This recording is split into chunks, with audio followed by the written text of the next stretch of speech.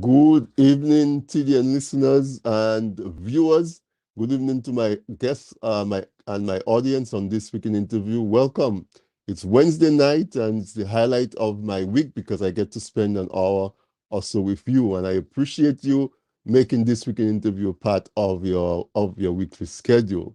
I really appreciate you that you come back. I have some regular listeners and viewers who come back every Wednesday and they spend that hour with us, and I'm very, very appreciative of your time. And if tonight is the first time that you're listening to this week in interview, welcome. I hope you like the program sufficiently that you will come back. A special good night if you're listening on Nature Isle, um, DG Play Channel 59 if RVR Jams carries this week in interview.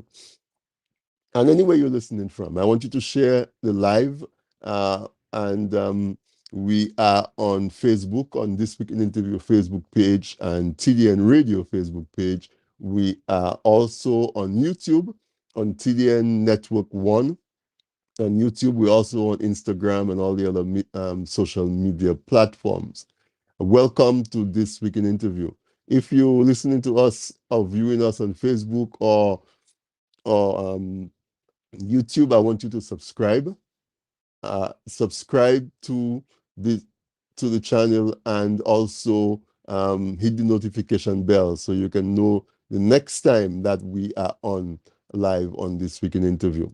I want you to bear with me. I'm getting over a touch of a slight cold, so I'm a little nasal, and I guess you can hear it. I'm a little nasal and maybe a little sniffle. So just bear with me. I have a very interesting guest tonight, and so I don't expect I have to do a lot of talking because he has so much information to share. And when we listen to him, he's always so generous with his information. And so, what are we talking about tonight? Well, we declared January Awareness Month. January Awareness Month. The first 2 weeks in January, we dealt with like setting your goals, how you go about picking the goals that you should set, and setting yourself up for success. And then we had in the third week, we had Dr. Trippy come around and help us to with our mindset so that we can set ourselves up even more for success and to understand um, the things that motivate us and so on. And then last week, we dealt with the body, so you have your strong mind in a healthy body. My motto from grammar school, my alma mater, who celebrated the 130th anniversary, strong mind in a healthy body. And so we're continuing the theme of awareness tonight, but in this time, it is awareness in terms of how you view, how you interact with your outside world, which is governed by your sense of identity. How do you identify yourself? What community do you see yourself belonging to? I should really say what communities you see yourself belonging to, because we wear multiple hats. And so that's what we're going to be dealing with tonight. And what happens is that yesterday was the World Day for African and Afro-descendant culture. And so I decided that since most of us, not all of us, but most of us, part of our identity is an African heritage, especially if we're Caribbean of origin. We may not be fully African, most of us are not.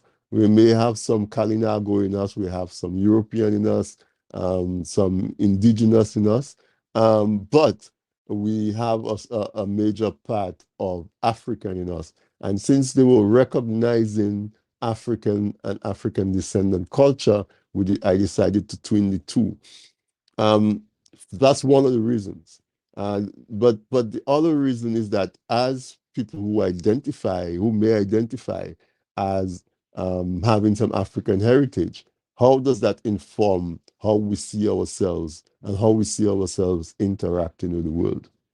So that is what tonight is going to be about. I may be making it sound a little complicated, but not. Trust me, when my guest comes in, um, he's going to just really um, crystallize his thoughts. We're going to have a really interesting conversation about that topic. So it's still Awareness Month, but how are we aware of our identity? What makes up our identity? When we say we are Dominican, or when we say we are Grenadian, or we are Trinidadian, or we are from St. Kitts, or wherever it is that we're from, how does that inform our identity, our sense of self, and in turn, how does that affect how we interact with the world? And what is the context that will help us to really be able to navigate where we find ourselves as Caribbean people with an Afro sort of heritage, but existing in the Caribbean that's in the western part. So it can get complicated, but how do we make it simple so that it's easy to navigate? Um, so instead of the CARICOM family, I'm just going to take a quick break just to play a little thematic music, some incidental music that is fitting, I think, to the topic that we're going to discuss. And when I come back, I'm going to be joined by my guest, Dr. Irvin Pascal, or how we affectionately know him as Eipigh. And he's going to be with me for the hour. And we're going to have a really profound but interesting conversation. So stay tuned and we'll be right back.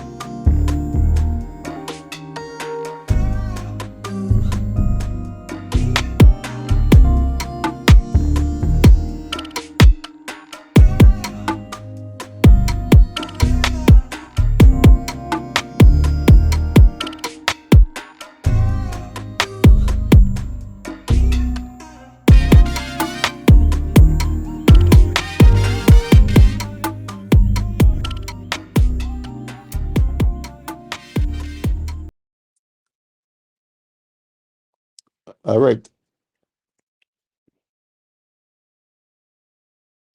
As long as you are a black man, you are an African. Do you believe that is being an African part of your identity? Do you see yourself as an African, even if you're living in the Caribbean, even if you're living in New York City like myself?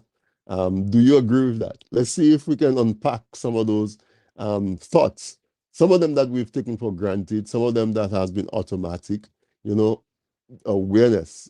We have to start to question the things that we do almost on autopilot.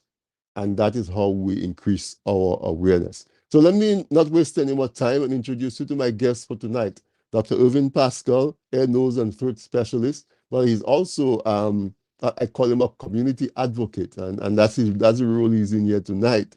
Eipigh, you've been here before, but it's been a while. So welcome back. It's great to have you.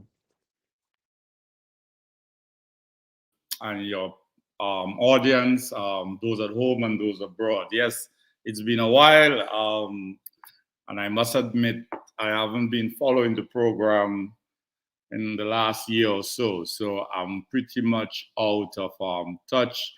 And I didn't even realize that you are quite global now, more so than when I was here like 2 or 3 years ago. So that's excellent. Um, I just want to start. I just want to premise everything I'm gonna say by saying that I consider myself no expert on anything that I say on any of these topics. The little expertise that I have lies in my profession as an ear, nose, and throat surgeon. That's the only thing I claim to have to be specialized in. What I do on these programs, or what I do is to share what little knowledge, what little information, especially what little some of my own personal perspectives, as I seek to what I call honor my ancestors. I might maybe pre put in front of that, describe that as my African and Kalinago ancestors. So most of what I do as a community advocate is really about honoring those particular ancestors. So that's the vein in which I'd like the listeners or those looking at the program to remember that I'm no expert in any of these issues. So the idea is not necessarily to talk to an expert, right? Yeah. The idea is just to talk about the topic because, as I said, the month is Awareness Month. Yes. And as soon as you communicate about the topic, you bring that topic into your awareness. Right. So the thing is that we go around every day, and sometimes we have automatic responses. We see something happen to a Black person, and we say, "Oh, that's my people." We see something happen in Dominica, and we say, "Oh, it's just my country." We hear about the Caribbean vibe, and we say, "I'm a West Indian, I'm a Caribbean person." But do we really examine and say, why do we consider ourselves any of those things, and what does it really mean? What does it mean to be a Dominican? Is it that you have to eat saltfish and breadfruit, or that kind of thing? So it's not necessarily that someone has to be an expert. It is that you can have a conversation, and therefore it brings people awareness and focus onto that topic and get them to think about and question, right? Yeah. And that's important, because even me accepted to participate in the program, initially I was a little bit hesitant because it was celebrating something that, to be honest, I wasn't even aware of, that UNESCO in 2019 had designated the 24th of January as World African Day and Afro-descendant culture. And just the fact that even in Dominica today, I mean, I don't know in the other Caribbean islands, that there's been no awareness of this, as we spoke about awareness. That isn't even on the calendar of things that we look up to. It says a lot already. But but even the topic, even the name of the day, that it really speaks to what we're talking about, because it says African and Afro-descendant culture. But to me, those are terms that need to be defined. What do we mean by African? What do we mean by Afro-descendant? So, for example, me, I never use the word of African descent to refer to myself. I didn't descend from anything. As far as I'm concerned, I'm ascending on the back and the shoulders of those who went before. So even UNESCO using a word like Afro-descendant is a bit loaded for me already. So and then when you think about it, it's for the what is African then? I mean, what do they mean when they say African? Is it somebody who is born on the continent? Is it a Nigerian? Is it somebody from Ghana? I mean, and as they said, there's so many different cultures. And what do they mean by culture? Do they mean what I call the bouquet of the culture, the arts? It seems that's what they mean. Song, dance, food, clothes, which for me is not the culture, because these are aspects of the culture to me, or the bouquet of the different cultures. So it already is a loaded designation, Right. and it feeds to me into something that that maybe doesn't help us to come to terms with who we really are, because if it's putting culture, especially just within the scope of the usual things. For example, when we talk about culture in Dominica, we're really talking about art and song and dance and clothes and food. Right. But culture is much more than that.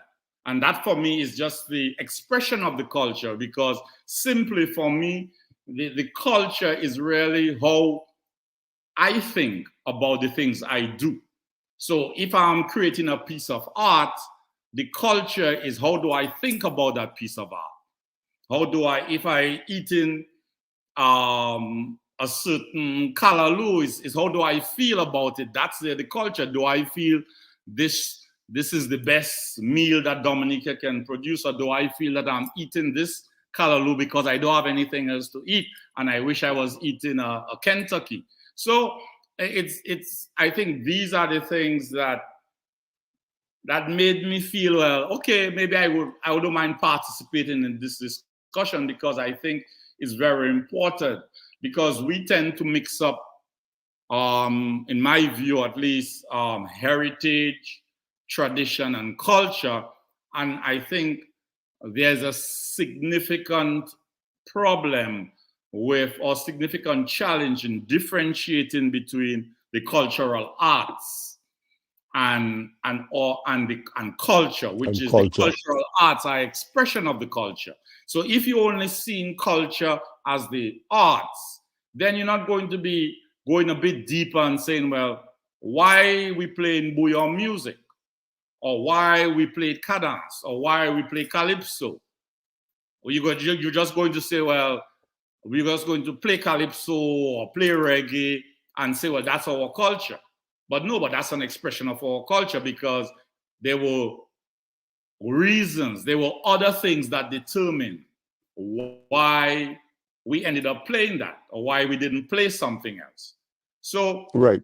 and I So think it's like for a little bit, let me jump in a little bit yeah, and try to see if I can interpret what you're saying, right? mhm, I'm hearing you, and in song that Ophelia had a few years ago when she said "Mache con femme à tiers," like, mhm, like a young lady, she's an Antillean lady, right? yeah, That is what you're referring to. Is the whole demeanor, the whole deportment, everything about her that makes her an Antillean right, woman, you're and right, so it's the whole embodiment of what makes you Dominican. right, Because Saint Lucia speaks Creole, Saint Lucia does Madras, Saint Lucia does Scalalu, Saint Lucia does saltfish and breadfruit, Saint Lucia mhm. does quadrille. What's the difference between a St. Lucian and a Dominican? That's what I'm hearing you saying. And that is where Well, yes, where culture comes in. yeah, because the culture really, and it's interesting that they use that word at UNESCO, because and then Mhm. they don't I was reading the prelude to the day, and they don't speak at all to that aspect of it. Right. Now the issue is that the culture is really, as I said, the way you think about the things you do. Hmm. And where does that thinking come from? It comes from the programming you've had. It depends on what you've heard before, what those before you did, what you're hearing today, what you're seeing. So that's how we all become programmed and develop an identity. So you might find that there is very little difference in 2023 in the different cultures, because we also must accept that that there is an aspect of the culture which is like cultural imperialism, where your all the things that will determine, that will program in you to think a certain way about what you do, if it only comes from one source, if it only comes from New York, if it only comes from London, it doesn't come from Nigeria, it doesn't come from China, it doesn't come from India, then you become a, you culturally then, your programming then determines how you express that self. So then it it it it, it then becomes difficult to say, well, in today's world, to find a pure Dominican culture or a Dominican culture that is much different from any other culture, except that it happens in Dominica. There might be in very little that's influencing it, or there might be more commonality because we all program from the same source. So if there is no programming from, let's say, the continental Africa, if so, it's difficult to say you are you practicing an African culture. If there is no programming that comes from the Kalinago heritage, it's difficult to say that or you expressing a Kalinago culture, because that's why you might find the production of things, the things we create, don't seem to have any sort of indigenous flavor. Indigenous, we might be more interested in making sure it has aspects of what we've been programmed. Right. And so I'm saying, so that is, so even when Tosh speaks about, for example, don't care where you come from, you're an African, he might be talking more about geographically, not culturally, because you could come from Nigeria and your whole way you think about the way you live is might be based on the fact that you spend most of your school days in London, and everything you do, you were just born in Nigeria, but your whole expression of who you are, the things you like, the way you think about the local things, it's all It's more based on your European than programming. Nigerian. Right. So Yeah. I think it's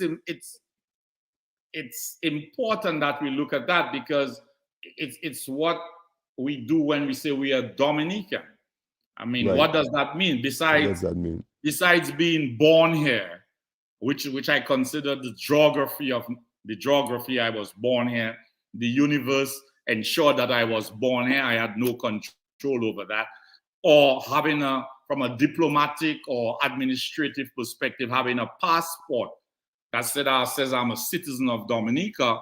The interesting thing for me is what other characteristics, what other practices, what is the way I think about my everyday life that makes me Dominican. And I think That in understanding self, these are the things that we are, because we might think because we were born here and we have a passport here, we are maybe less American than we would like to believe, when our whole so programming has been American. has been American. No, that is so important, and that is why the conversation tonight is important, because we don't think about those things. And then when we see the dismantling and the unraveling of our society, we wonder what is happening, right? Right. But if, like you say, our identity, when we created our identity, there wasn't anything Dominican that really informed us in the formation of our identity. So, for example, if we want to bring in practical terms, for example, Thompson Fontaine wrote a book called The Maroons of Dominica that really spoke about some of our ancestors who were oppressed and brutalized, and the different. He went into great details, the struggles that they went through, but the strategizing and the actions that they took to fight back and to get us to where we are today. Yeah. So if, for example, those type of stories are not part of our education, Yes. and they're not and they don't form a regular part of our nursery rhymes and our court Or and programming, our programming, That's what I call then it. then our identity doesn't incorporate that into us, and so therefore it's very easy, for example, for another culture to come into our culture, and we don't Right. see no big deal. They're people too, and well, that is shiny over there, so we go towards that. So that this conversation that I think we're having is a conversation that needs to be had more widespread and with more people involved. Yeah, and because the the importance of it from my perspective is that I subscribe to a view that says whatever identity I give to anything or whatever identity I internalize about anything, including myself, my thinking becomes a slave to that. So that means if I identify myself as a Dominican, Right. Once I internalize that identity, even if I don't really have a true definition or I'm absolutely clear about what it is to be a Dominican, but once I say I am a Dominican and I internalize that, then all my thinking becomes a slave to validate that identity for anything. And that's how the human mind works. That's how the human consciousness works. That if I identify that as a dog, my mind will automatically think in a way to validate the identity I have given to that animal. So I will always treat it as a dog. I will just say what I need to say because I've already given it that identity. So Right. it's the same thing when we give any identity to anything, whether it's your African, your black man, your West Indian, your identity. So if there's nothing in our programming that makes us identify with being an African, there is no way we're going to think and behave like an African. And then sometimes we don't even have the necessary knowledge we need to know, Well, that's the point. how do you become an African? That's the point. Is it just because our ancestors were brought over here and they were enslaved and they had kids and maybe 3 or 4 generations later we show up? Okay, so that makes us African. But what else? How do we demonstrate that? How does that show up in our lives? Well, you see, the other thing about it is that it's really your thought and your behavior. Mm-hmm. Now that would determine whether you behave as an African or you behave as a European or you behave as a Dominican. So when I think about it, I've had the good fortune to be exposed to African thought and culture, or at least way back, long before slavery and all of that. And it would seem that the foundation is based on more about the coexistence of stuff, the coexistence of opposites, as opposed to polarization, which I think is a lot more European. Right. And it's to capture and to conquer. Yeah. Yes, to control and then to control and conquer and to dominate. And that has led, and since that is the predominant programming that we have, it would be obvious that we will develop some of that culture, because that's what we've been programmed to by people who see more separation of things. For example, when we talk about Dominica, the nature isle, it's why it's maybe so difficult for us to embrace it and for us to almost make that our sacred mission to keep it the nature isle, is maybe because unlike maybe our Kalinago ancestors and our enslaved Negmao ancestors, the programming we've had is the programming of the European that separates themselves from nature. Mm-hmm. From nature. So you are not nature. So instead of working and coexisting with nature, you then will develop an identity or thoughts and behavior that is always fighting against nature. No, that is true. Right that point is something that is so salient in Dominica. You hear people say, like, they go to a village and they say that village has so much trees, so much bush, so much, like, and in a connotation to say that place is undeveloped. Right. It's and so the European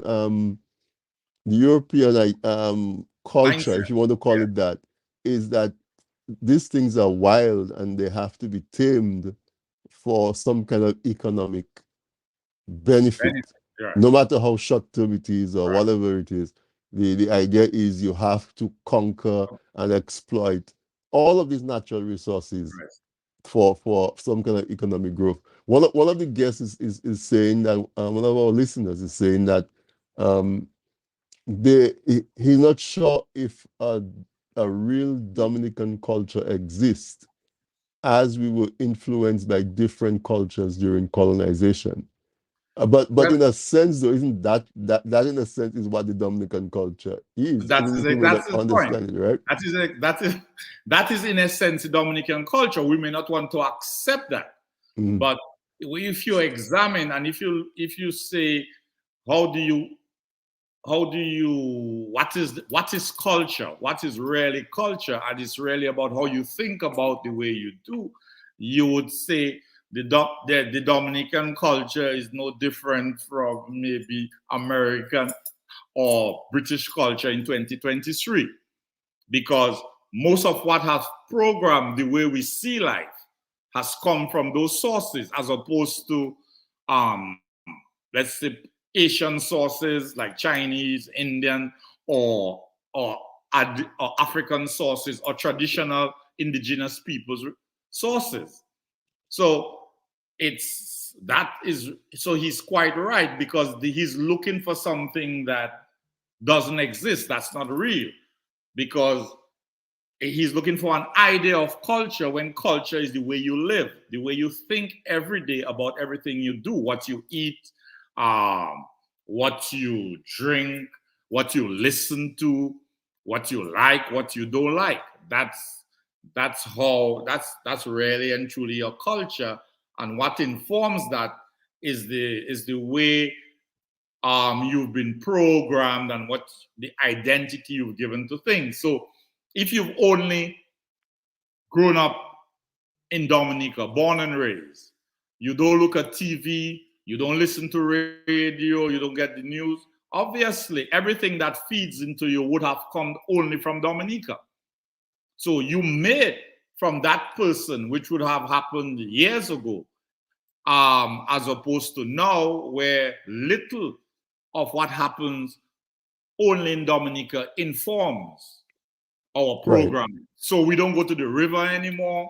We uh we There's, inside all of the time. we, we, You we, know, we we need to talk a little bit more on these things, but I'm pressed for a commercial break. Get a yeah, word from our sponsors. So when we come back, we're going to really try to bring it in and try to really get people to see those things and to understand how we can change that, if it right. is our desire to change it. Of course. So, folks, my guest tonight is Dr. Irvin Pascal, and we're talking about our identity, and what informs it, what shaped it, and how it influences our everyday lives and decisions. So we'll be right back. Let's take a quick break forward from our sponsors.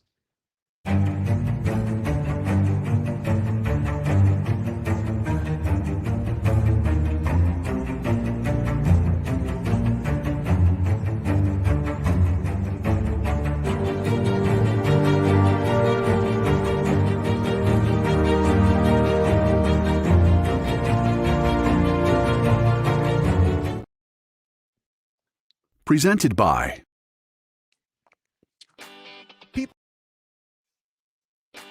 People say I've got a great smile. Well, I have to say, this is all thanks to the professional team at Beacon Dental Group right here in Dorchester, Massachusetts. I've got world-class dental care.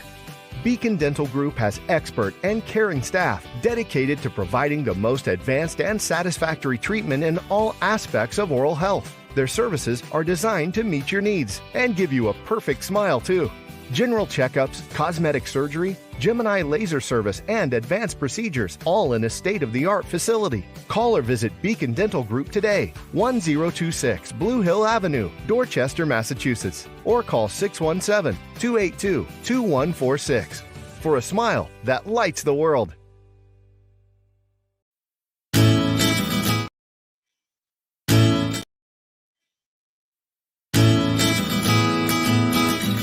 If you live in Canada, the US, and the UK and are looking for Dominica products including cocoa sticks, bay rum, coffee, soaps, crafts, and other popular Dominica items, then look no further. You can now shop on buydominicaonline.com, a secure, easy-to-navigate website selling a wide variety of Dominica-made and Dominica-inspired products. When you shop on buydominicaonline.com, you are helping to grow Dominica's economy. Go to buydominicaonline.com and enjoy home away from home. Looking to promote your business, engage current customers, and reach new people? Well, look no further. From the basic presentation to a fully fledged advertisement, use your video ads to attract customers. At Man's Audiovisual Productions, we do just that. We produce videos for business and event promotions, product demo videos, animated explainer videos, fundraiser ads, and much, much more. Engage your clients and sell online. We customize the video to match your brand design. Guaranteed to play flawless on all devices, including smart TVs. Contact us at telephone number 203-690-4342 or 767-245-6238. Visit our website, mansaudiovisual.com. or email us at derekvideo@gmail.com.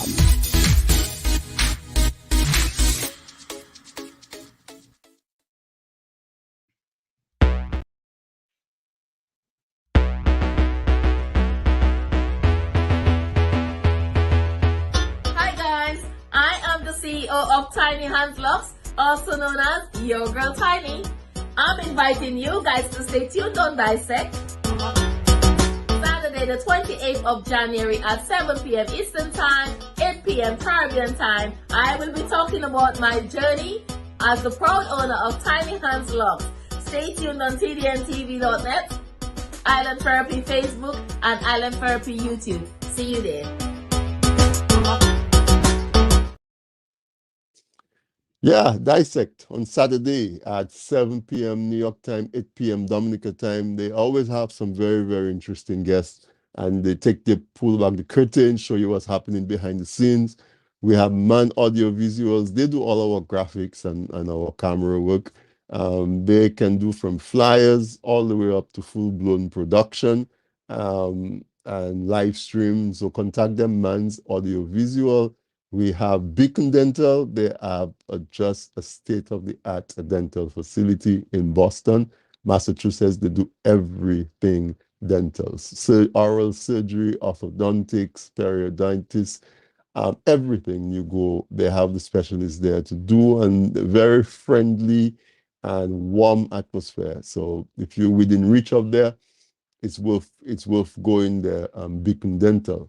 But I want to take 2 seconds to talk about buydominicaonline.com because Lovers Day is coming up, 14th of February. And don't tell me every day is Lovers Day. We know that. Just like every day is Mother's Day and every day is our birthday. But we know we have that special day.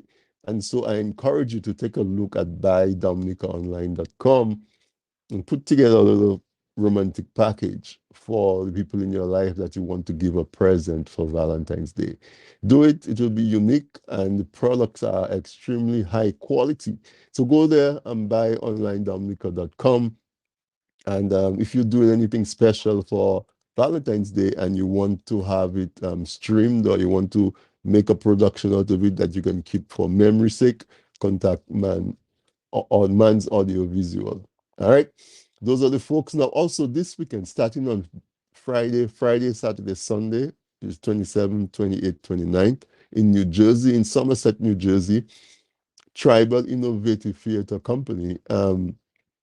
It's a theater company. The director is of Dominican descent. They're putting on a play in Somerset, New Jersey, called Love, Freedom, and Other Lies from the South. I went to one of their rehearsals, and it is tremendous. Young people just get into character, and they really, get the message out there.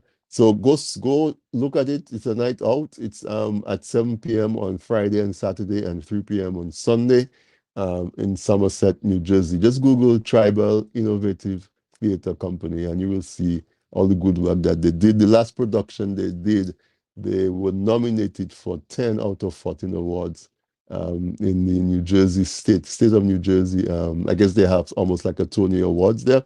And so that tells you the caliber of productions that they do. Tonight, if you joined us a little late, my guest tonight is Dr. Eipigh, Irvin Pascal. He's a ear, nose, and throat specialist. And although he's practicing and he has his business in Dominica, check him out. But that's not the hat he's wearing tonight. But I'll give him the opportunity to tell you how to contact him, because if you have those needs, or somebody in Dominica has a need for his services, he is highly skilled, vastly experienced, and very capable. So I'll give him the opportunity to do that. But tonight we're talking about identity, and we kind of try to wrap our minds around what we mean by identity, what we mean by culture, what are the things that that comprise our culture, and how our thinking, our sense of identity influences how we make decisions and how we receive information, how we interpret information. I want to expand it a little bit. I know because the day is African and Afro-descendant culture. Let's get past all the all the major issues with the nomenclature. Yeah. A black man in New York is a tough thing. I imagine a black man in the Caribbean also has its own challenges. Yeah. How do we even approach talking to black people about thinking about their identity, how they identify themselves, and how that affects the way they navigate in the world, and how maybe they can improve their life by just thinking about that whole aspect of, because sometimes our reaction is automatic. I'm a black man. What does that mean? I don't know. You know, what does that mean as you're a black man? I'm a black woman. And there's some negative cultural responses to that. So let's approach that. Let's take it international and try to home it back in. What exactly is me and you? With dark skin, I consider myself African. I don't know if you do, but how do we even approach that? Well, when people ask me for my bio, it usually is a bit ticklish for me because I realize how loaded it is. So I usually just start with saying basically, I'm a human being, first and Right. foremost. Mm-hmm. Of African ascent, because I maintain I didn't descend from anybody. I ascended and I'm ascending. Mm-hmm. And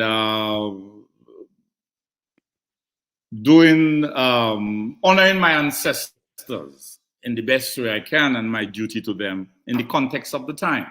Mm. So based on that, I mean, I think it's important that we recognize the extent to which how we come to be whatever we are today. I think that's what we don't examine. That's what causes most of the problems. And because we seem to, especially as Black people, we seem to have been programmed or deprogrammed into wanting to know what happened before we actually came here. And we seem to how it has been so, we have been so well deprogrammed that we don't voluntarily, or we don't consciously want to know anything of ourselves before we were enslaved as people. So I think primarily the absence of that information as to who we were before we became who somebody else think we should be is absent from our life experiences to such a significant extent that we don't realize that everything we have consumed have made us products of the same thinking and behavior that led to our enslavement and our colonization.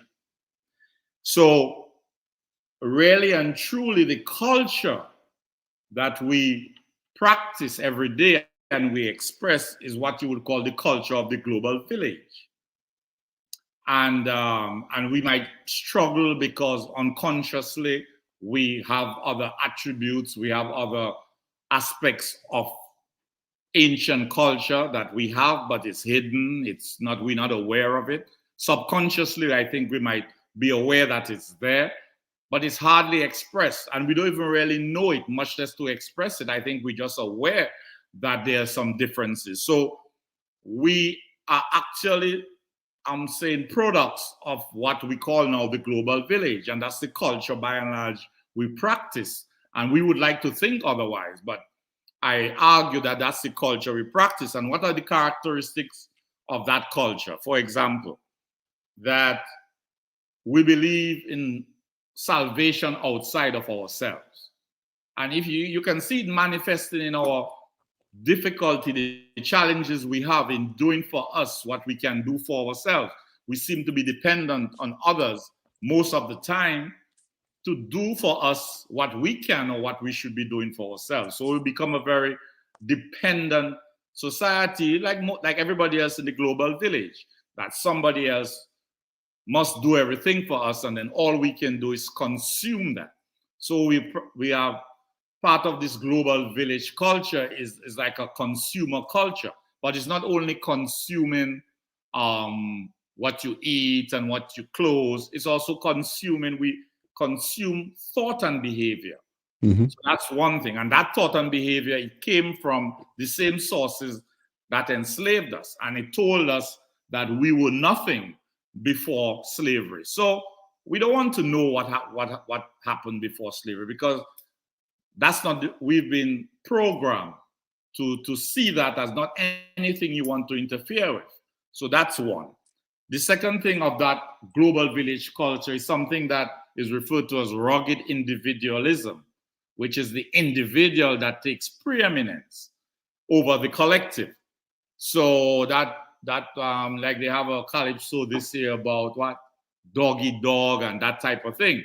So that's what we mean when we say that. It's about, we are more about the individual, but where did we learn that? From that same global village culture. We have this thing that the more we consume, the more human we are, the more we have. We want to collect. We just want to acquire stuff, accumulate, even if we don't know what we're going to do with what we accumulate, even if we have no idea of what is the usefulness of what we accumulate or where did it come from. That global village culture, which is why I have issues with that UNESCO thing, is also that might is right. It's never about let us what's the word? When you transact, let us come just to negotiate. Negotiate. It's about might is right. So and so these are the aspects. It's also about a culture that says basically women are created to be controlled by men, or one set of people are created to control another set of people. So that's what we have to live with. And the conflict is that we have to live with that, but it doesn't benefit us. We see it. We're not going anywhere quickly. We're still at the bottom of the list. We're still at the bottom of the ranks. We still don't seem to have the respect and respect that we think we are entitled to as human beings.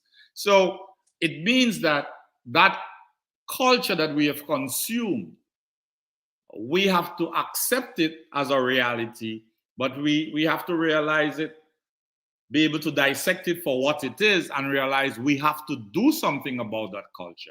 We need we need to program our children different. We need to give them more information than we had.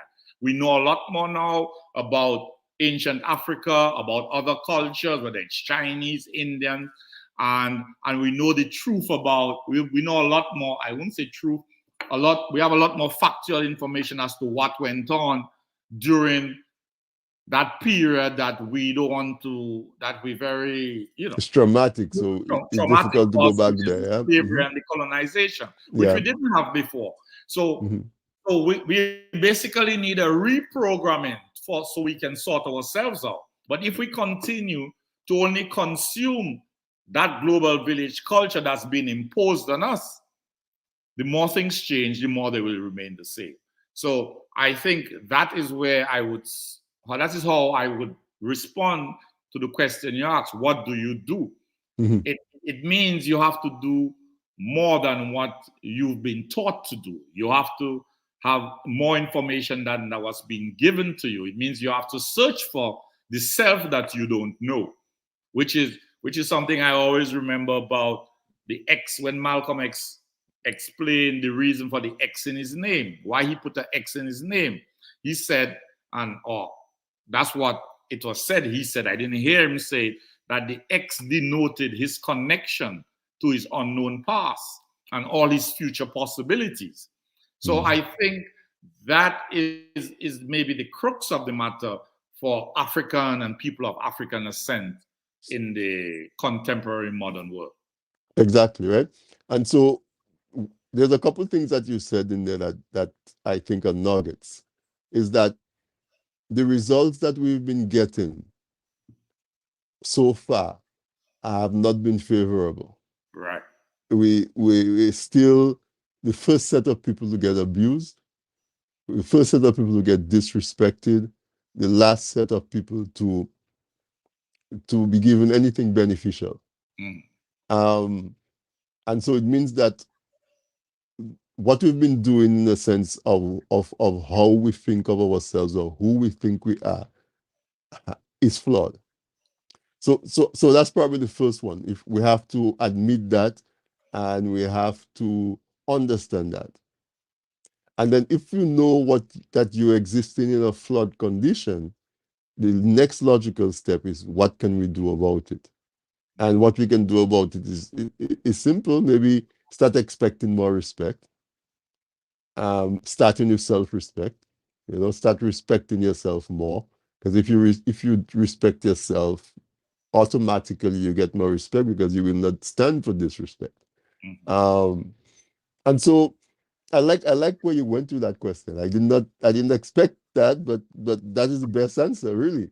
It's look at where we are, and if we agree that the results we're getting is not favorable, ask why, and what can we do about it? And then you seek solutions, which is how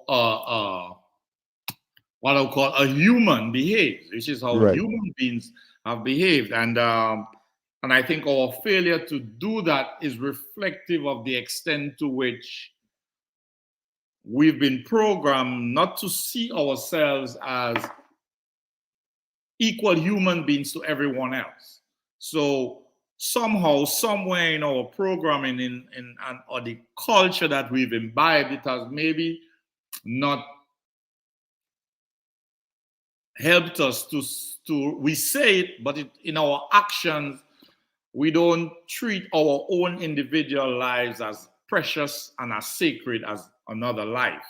Because if we did, we'd take less instructions from others that we don't know. If we did, we'd be creating more solutions for ourselves. If my life is equal to yours, why am I waiting for you to solve my problems? It's my problems. I should solve it. But the only way I'm sitting there waiting for you to solve it is because I think you may be better than me. I might want to say it, but my actions reflect that.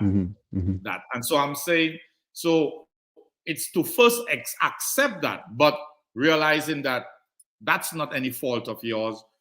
It happened. So what do you do? And what do you do depends on realizing that you are not the best that you can be.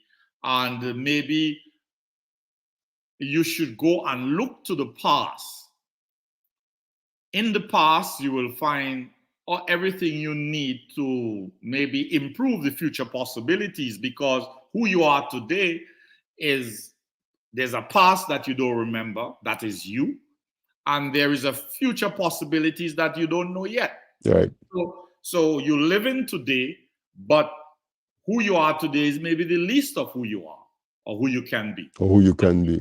So if you found out more about yourself from your past, which obviously must go right back to the African continent, because our past, I think that has been one of the significant problems. When we talk about our past, we don't even go back to our grandmothers, our great-grandmothers these days, or our grandfather. You know. Before, we used to go back to say it started in slavery when we were brought here. But no, I don't even know, because, I mean, even me, I mean, how much do I know about my great-grandmother? And how much do I know about, you know, really and truly what happened in slavery? Yeah, the thing about it is I that, think is Eipigh, important. the thing about it is that we have to recognize that because we were treated as property, the information was not created for our benefit. That's the point. We were treated as inventory. So we have to go and find a plantation and look at the, you know, it's like you're counting head of cattle, how many cattle that this person had and that person had. And so it's not for the benefit of the cattle, it's for the benefit of the person who wants to buy your ranch. And so that information about ourselves is very limited. Right. You know, that's first to think about. The other thing that we have to realize is there's a Columbia-trained journalist called Milton Alimadi, and he wrote a book called The Hats of Darkness. And in that book, he documents how when the major news agencies in Europe and in America, when their reporters were in Africa, and they would be sending back stories, any story that showed anything in Africa in a positive light was not published. The editorial decisions were made not to publish it. They would only publish stories from Africa that showed destruction and whatever and whatever. And so they deliberately had us, not just us, but their own people too, consume that message that there's nothing good in Africa. There's only destruction in Africa. Africans are underdeveloped and disorganized and tribal in the sense of war. And so for that period of time during colonization, it was a deliberate decision not to publish anything positive about Africa. And so you have multiple generations of people from all cultures that form that impression, including us, that there's nothing good that comes out of Africa. And so it taught us to be ashamed of that aspect of our heritage. And so we never want to go back there. So we don't have to go back and know what happened. We just have to know that if you know that somebody deliberately harmed you, then you can take that portion of the harm and deal with it for what it is, right? Yes, and it's even worse than that, because it's not only the land that was colonized or our bodies, it was also our minds. So that even if you hid what was good about or productive about us as human beings way back then, but what happened in its place is what was put in its place. And that's where the major destruction is, because it was put in its place that behavior and thoughts and everything that came from everywhere else except Africa was objective and objective wisdom and God-given and divine. And it really wasn't. And so it's something that is an enslavement of our minds, as Bob Marley says, that's the mental slavery that we haven't actually even started to deal with.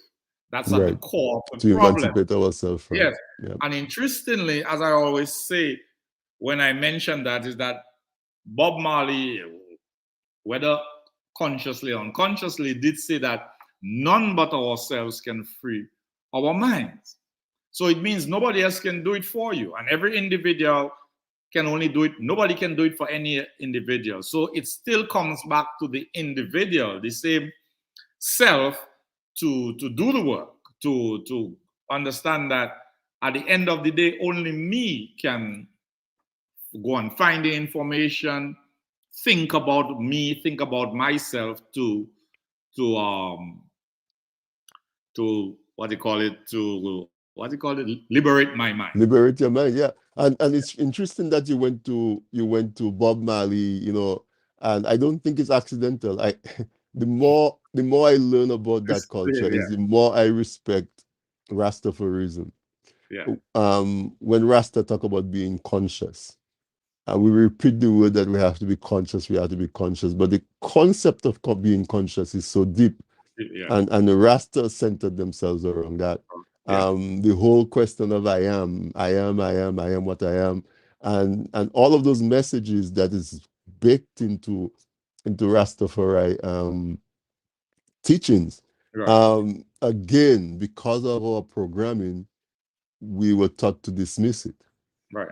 And we focus more on the fact that Rasta think Haile Selassie is God and those kind of things. And therefore we take that one and use it to negate all the other teachings of Rasta. But we accept the Christian God and all the other things that are also just as difficult to prove. Yeah. And so more difficult to prove, but more difficult to prove. It's more difficult to prove. So But again, it's the rethinking, all right, and so it's same thing with voodoo. Yeah. You know, you still hear Dominicans and Black people in the Caribbean say that the reason why Haiti is the way it is because they practice voodoo, and they're being punished by God for practicing voodoo, and that is why they're in the plight that they are in. Yeah. And you're like in 2023, you know, I mean, if all of what we know about what Haiti has gone through, you really think that it's because they practice voodoo in Haiti, that Haiti has the pain and suffering that's been imposed on it. And that is important because now we have Haitians in Dominica who are also bringing some of the Haitian culture, and there's a lot they can teach us. But again, we refuse to get the lessons that we can learn from them because we come at them with a pre-programmed, preconceived. That's the point. Yeah. And it's interesting that you said that about the Rastafarians, because this potential that we think that still is here among us in the Caribbean is when you look around, when you look at the Caribbean people or the people we say are West Indians that have excelled on the world stage, and if we were to interview all of them, I think we would find that maybe more than 80% of them really became total humans, and that allowed them to be prominent and excel on the world stage after they had found their lost selves or the past, the African past that they did not know. So whether you look at Bob Marley and reggae, or you look at people like the Derek Walcotts, yes, and all these people, all these people that have achieved global significance, Eric Williams, you will find that they never did that. Most of them, the majority of them, without an awareness of themselves as having an African identity and an African past that they give value, as opposed to the majority of us that who are not given that value, or who don't even know it much as to give it value. And it makes it difficult for us to succeed on the world stage. And I would bet my money that if the surveys were done of all these great Nobel Prize winners from the Caribbean, the historians, the politicians, you will find that the majority of them, even somebody like, from a Dominican perspective, Rosie Douglas, I mean, his majority activity was grounded in his awareness of himself as a proud African. And herein lies most of his political activities had to do with a sort of African liberation, Pan-African approach to his life. And so for me, the extent to which we don't know that, and I can speak from my personal experiences, to the extent to which we don't know that past, that we can choose from it what is good and reject what doesn't benefit us in these times, is the extent to which we will continue to lag behind. Because if you don't know who you are, you're really not going to get it. Well, that's what I was going to say. So what we're seeing is that is a re-examination of our identity. And Right. to your point, one of my favorite examples is the West Indies cricket team. Right. When you had Clive Lloyd and Viv Richards and those guys who saw their game of cricket not as a sport, no, but as a testament to the greatness of us as people. Yeah.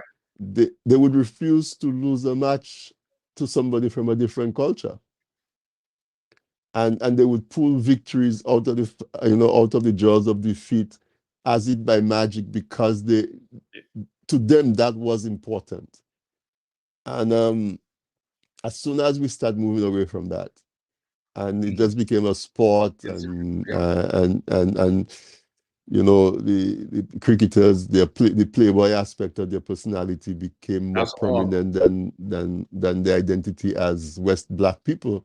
Yeah, because they adopted the culture of the global village. It's right. about themselves and not about the collective, etc., etc. It's about accumulation. It's about how we treat problems, how we treat challenges instead of collaboration and right. And one more example. If we think about the Caribbean in the 60s and the 70s, and how intolerant we were of any kind of injustice or prejudice. Yeah. We didn't say it wasn't existing. It was existing. Yeah. And it was rampant, because you would have things like skin tone. If you're lighter, you're more valued than if you're darker. But it was there.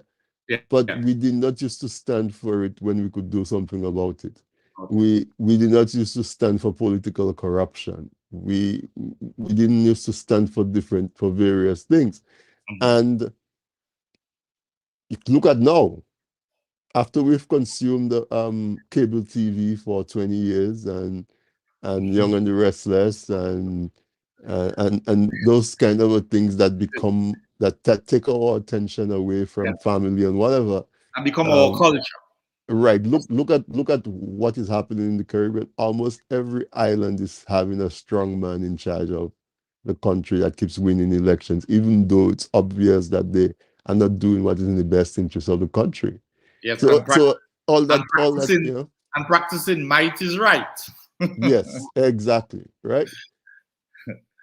So I think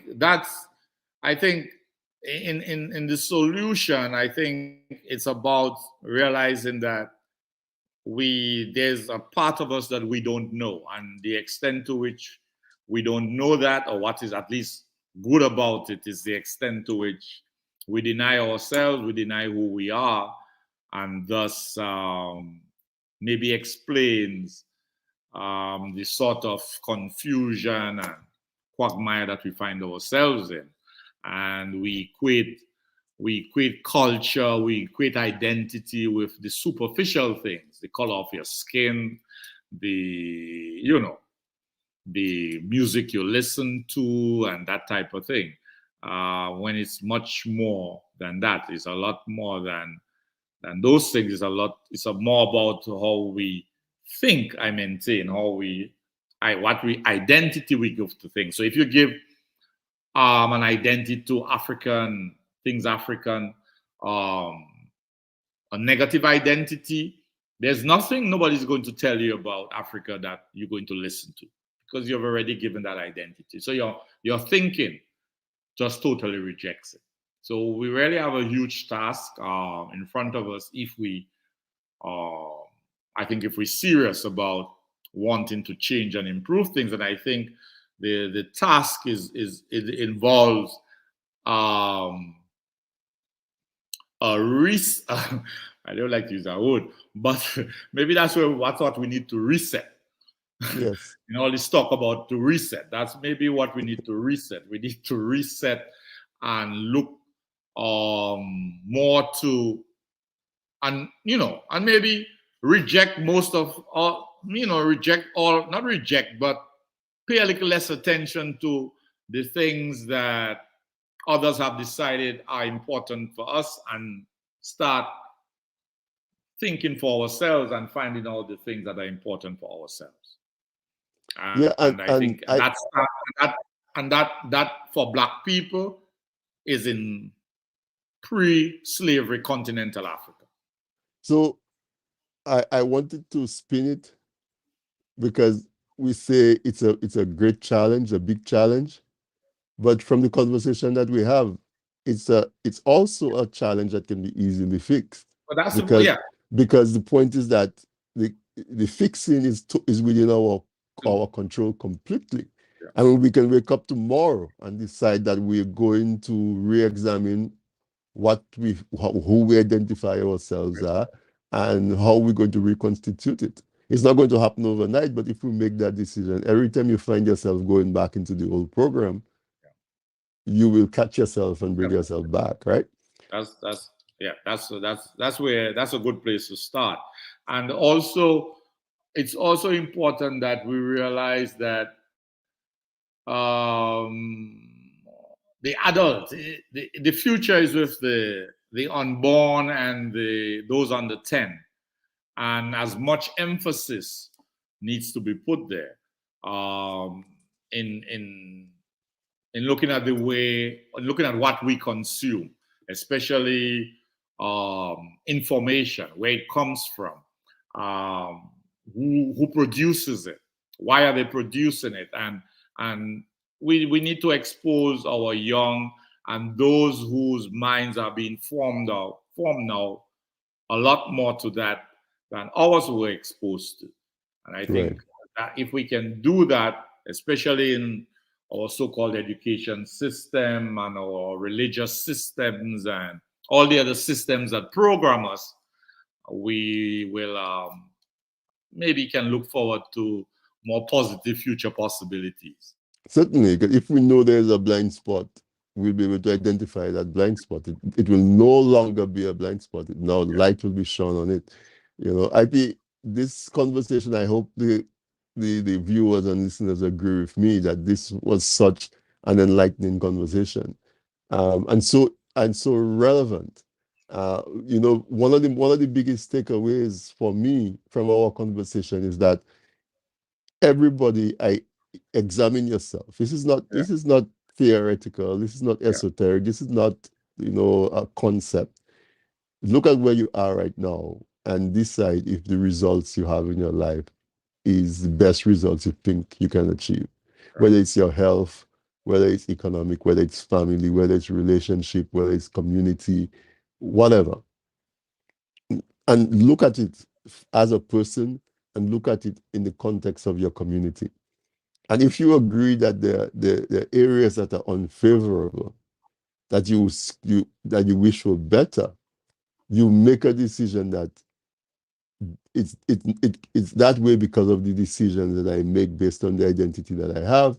If I change my thinking, I should see a change in those results. I think that's what we're saying in a nutshell. Basically, yes. Not like that you will see a change in the results. Yes. Because as a man thinketh, so is he. And we see that all the time. Yeah. So. And your thoughts influence your habits. Your habits influence your action results in your life. Right. And so what tonight is about is telling folks, examine your thoughts, and and change these thoughts, especially the thoughts about yourself as a person, as a Black person. And is there really something called a Black culture? You want to take that question before we go? Somebody's asking a question. Is there really something called a Black culture? Well, it goes back to that English language. it depends on what the person means by black Let's say it means by African. culture, Let's say it but means African, or I don't know. okay. Melanin. Yeah, I mean, because there is obviously, because as I said, what informs your culture is basically what you've consumed since you've come into this world. So it's not only it's everything around you. It's your relationship to your environment. So what you've consumed from your environment. So if you if you if you define black as African and that's the only thing that has influenced you, there would be something as a black culture. But as a pure black culture, I think that's a difficult one. I say That's a difficult one. But yeah, I'll tell you something. For the last 20 years or so, I've spent most of my time in the United States. But I have visited multiple Caribbean countries, right? What I have found is that no matter which Caribbean country I visit, when I step off the plane or the boat or whatever it is, it's a completely different vibe from when you step back in America. right. The warmth of the people, the interaction of the people, the just the way life is, it just you just feel different. Right. Totally different. It's like jumping in a swimming pool versus jumping in the ocean. They feel different. And so the way I would answer that person is that I have never been to the African continent, but several people who have been to the African continent tells me that when you land in Africa, you feel a different vibe right when you land in the continent. So that's my point. So really and truly, it's not a black culture because it's not only the color of your skin that informs how you develop a culture. It's not only the color of your skin. That has a significant part in it. And but it's a lot more than that determines how you think about the things you do. Right. And a lot more than the color of your skin. And the thing about it is that the reason why we say a black culture is because of the way people react to the black skin, including us. Right. Yeah. And so because, especially in our Western experience, we have that common experience of how we dealt with because of our skin. People talk about a black culture. But like you say, if you land in Nigeria or Ghana or Guinea-Bissau or any one of those other countries, it's a different culture. It's not a black culture. It's a culture that belongs to that part of the world that's influenced by climate. But it's more likely you will find something called an African culture because, and I would say that in those who have ascended from the African continent or who were enslaved, there's a continuity, a commonality that may be more prominent on the continent and is less prominent here because we haven't found that past we don't know. So it would be maybe in degree, but there would be that less rugged individualism and more community. There would be more coexistence and less polarization. So that would be like more an expression of an African culture because that was the majority way of life on the African continent as opposed to maybe other continents. Because Africa is and I venture to say that is so because Africa is a continent of abundance. Right. So the scarcity that existed that would encourage competition and war and that sort of thing didn't quite exist in Africa. That's the point. We didn't have the harsh winters to deal with. Most of Africa don't have the harsh winter, and the African civilization had been in existence for so much longer, so they would have learned more, and so And so definitely, I think that there is an African Yeah, culture there's that, an African culture yeah, because it's not only, and going back to that, it's not only, and that's what the modern science shows, it's not only the physical aspects of ourselves we inherit the psychological and mental aspects as well. yes, So if you want to say there's a black culture there, that's a physical aspect of ourselves, but there are other aspects that we've inherited, the way we deal with nature, the way we deal with family, that we have inherited. That's there as part of our inheritance, but we're not aware of it. It doesn't mean it's not there.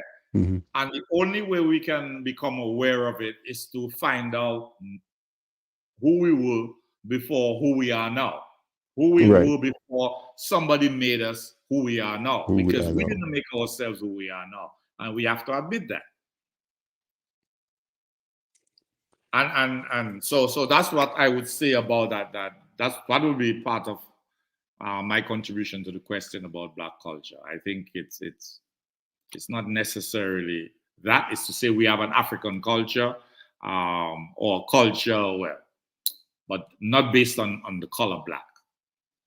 I was reading something from a viewer.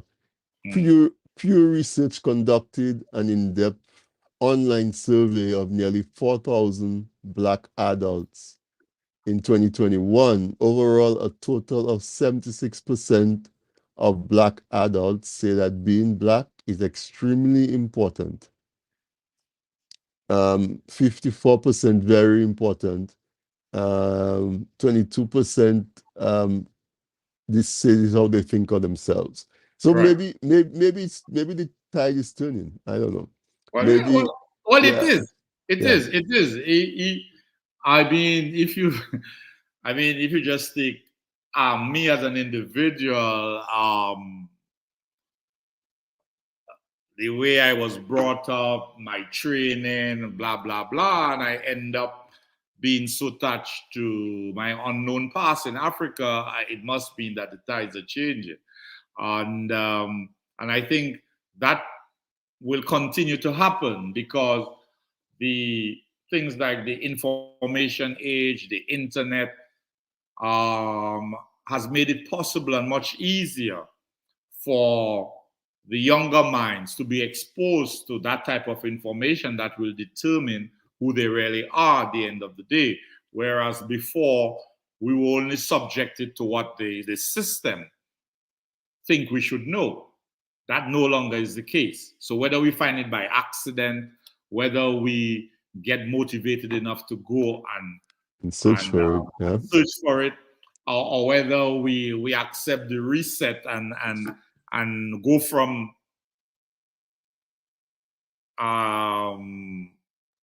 outside government to self-government. Because for me, the reset, as you were saying, is really about self-governance. It's about starting to govern ourselves rather than letting others do all the governance of our personal selves and our daily lives.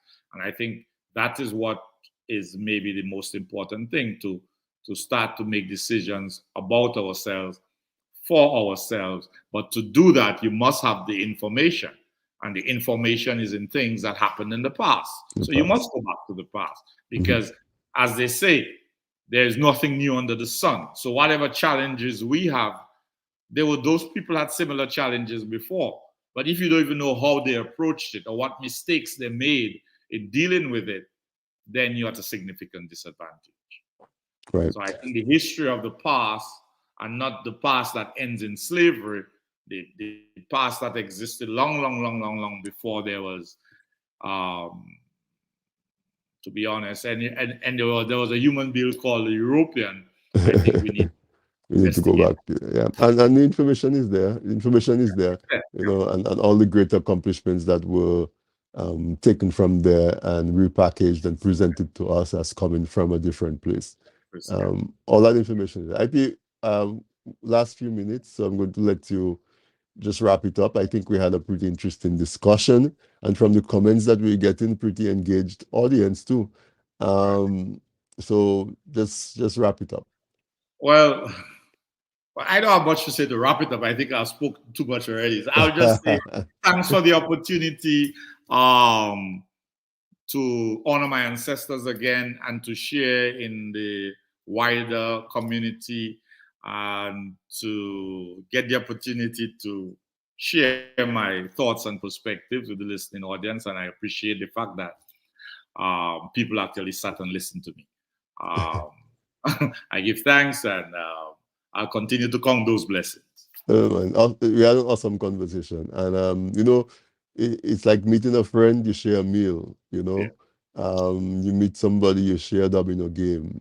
It's the same kind of thing. Sharing ideas is Sharing on that ideas. same plane and Coexistence. exchanging ideas. Yeah, it goes with that.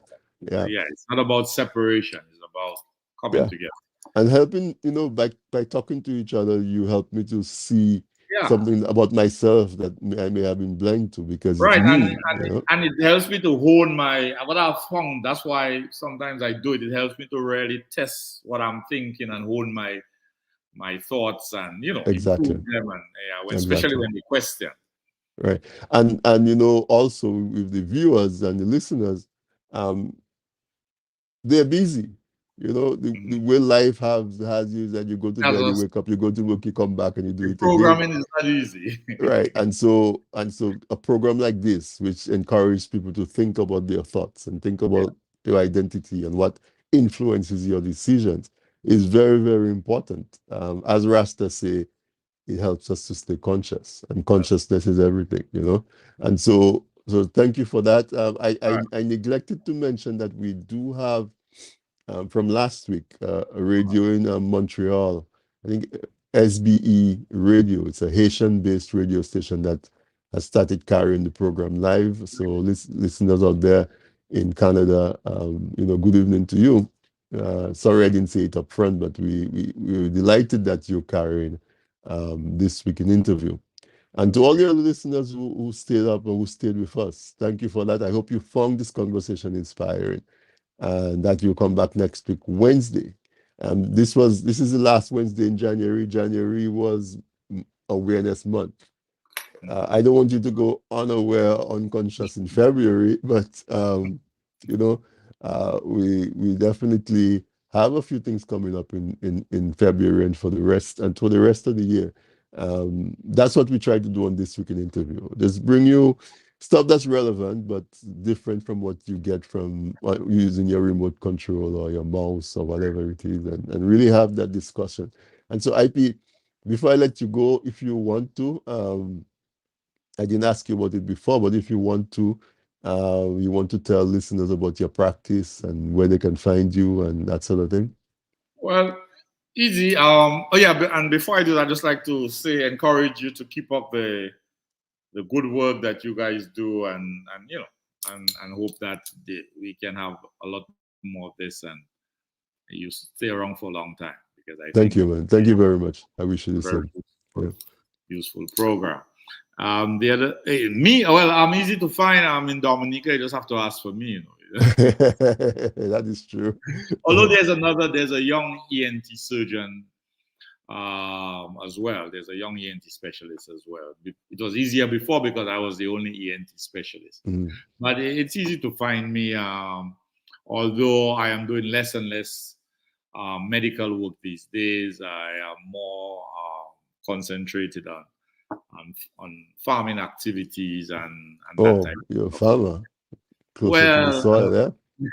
I'm careful when I use that word, but trying to ground as often as I can. So yes, but it's my office number is 448-3551 and 275-3551. I'm also part of a group who we've just established the first what we call ambulatory surgical center in Dominica, where we do ambulatory surgery. What we mean by that is you can come in privately, have your surgery, and go home the same day for surgeries that are not major. and I've been that has been established with two other medical colleagues. So that's maybe where most of my medical time is being spent now. My time in medicine. Where is that institution located? It's in Goodwill. It's in Goodwill. It's called Premier Medical Services, but it's really a service for surgeons who want to operate on patients privately instead of them having to wait to go to the hospital. And if they're willing to have the service privately and they're willing to pay for it, obviously you'll have to pay for it as opposed to at the hospital. But it is hope that it will improve the access to and the quality of healthcare services in Dominica, especially for minor surgeries where you don't need to stay overnight. You have come in the morning, you have your surgery, your surgeon, and then you go home. So it's something that's pretty new, and that I would like to take this opportunity to promote to listeners. Certainly. Yeah. All right. So Eipigh, thank you so much for coming. All right. Okay. See you all the best. It was a pleasure. All the best to you too. Thanks. Okay.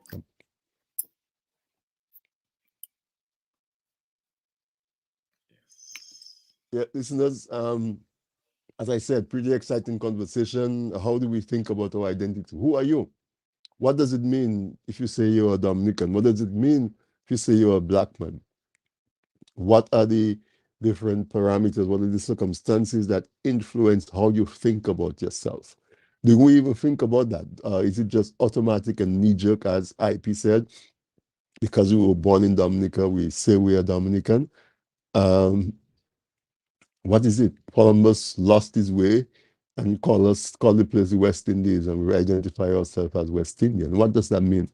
So that was what the program was about tonight, thinking about how we think about ourselves and identifying the areas where we can think better about ourselves and have better results, and shaping it really for those that come after us. And we did this program in recognition of the African Day and Afro-descendant culture. And Eipigh says he didn't descend, he's ascendants of Africans. Very interesting discussion. End of January, the Awareness Month. And so listeners, thank you for staying with us. We went a little bit over, but I think it was necessary because these conversations are so important. And as I said, we do it because you cannot find, or it's difficult to find those kind of conversations in the context that we have them anywhere else. And I hope if you listen to us tonight for the first time, that you will become also a regular listener. All right. If you're in Dominica, enjoy Carnival. It's part of culture. It's the musical and social part of our culture. Enjoy that. Stay safe. All right. Watch the alcohol consumption, which is another part of our culture, because our roads are becoming more dangerous. Our vehicles are getting faster. Too many accidents. And leave the weapon at home, so you don't, in the heat of the moment, make a brash decision that you wouldn't have made otherwise. Leave the weapons at home. Leave them in the car. I don't know. Just don't go into an alcohol setting with a gun or a knife and then you just behave the way you would normally behave. But be safe, and we'll do this again next week, Wednesday. And if you're celebrating your birthday this week, happy birthday, happy anniversary to you. And just, have a great rest of the week into next week. Good night, everyone.